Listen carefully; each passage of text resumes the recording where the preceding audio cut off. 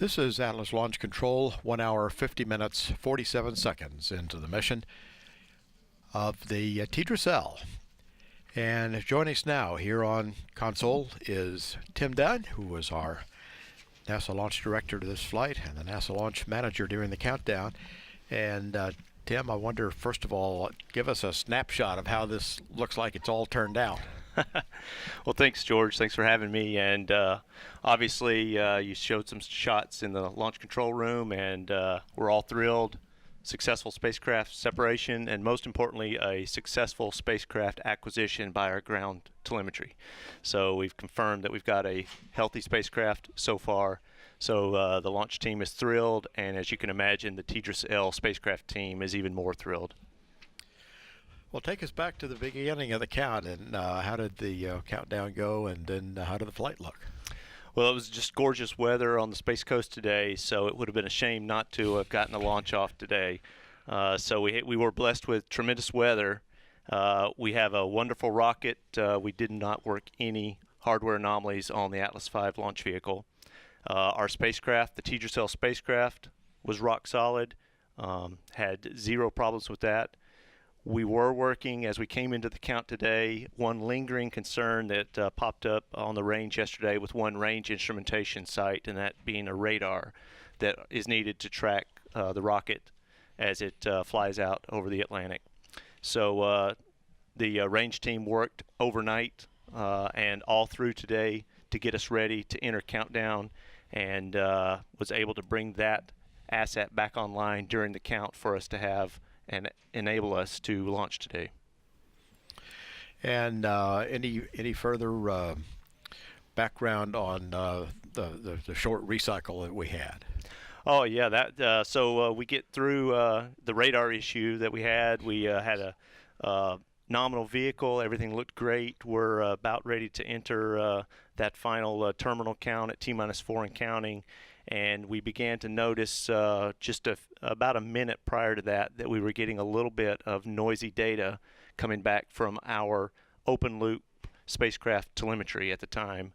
And turns out we were getting a few spacecraft dropouts. The spacecraft team needed a little bit more time.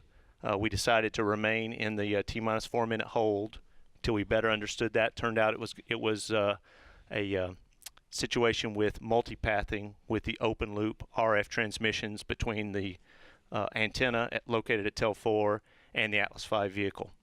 And so once that situation was well understood, we did discuss that on our anomaly net per our process.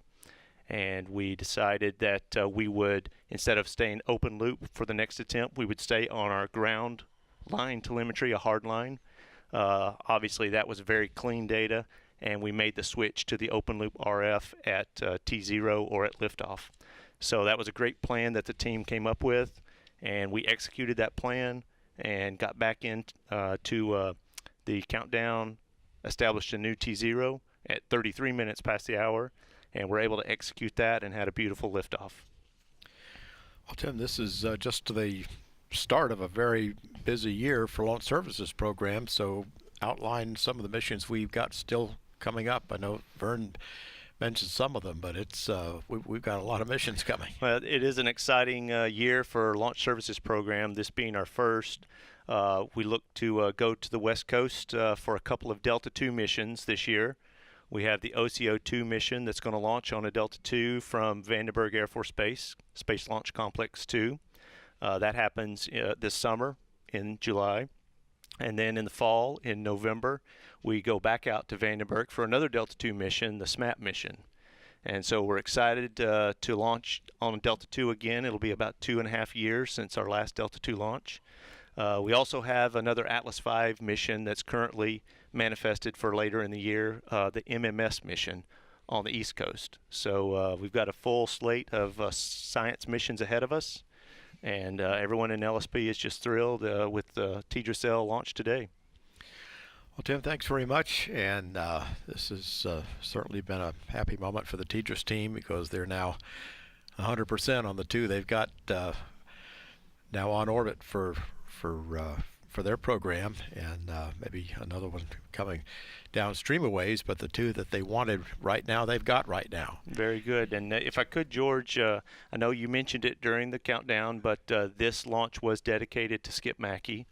Memorial launch. Skip was a dear friend and colleague of ours at NASA, and he was the voice of NASA commentary for years and years. So for Skip's family and his friends and all of his colleagues at NASA, we were very proud, along with ULA, to dedicate this launch, this successful launch of TDRS-L, to Skip. Well, it's very appropriate that it was a tracking and data relay satellite, Absolutely. which is the kind of thing that was part of what he did, was Yes. tracking and data. So, well, in that event, I think we're pretty much we're going to wrap up our launch and flight commentary here. We've had a very successful mission. TDRS-L is on its own. We're in contact with it on the ground, and by all accounts, this has been a very successful launch and a flight today.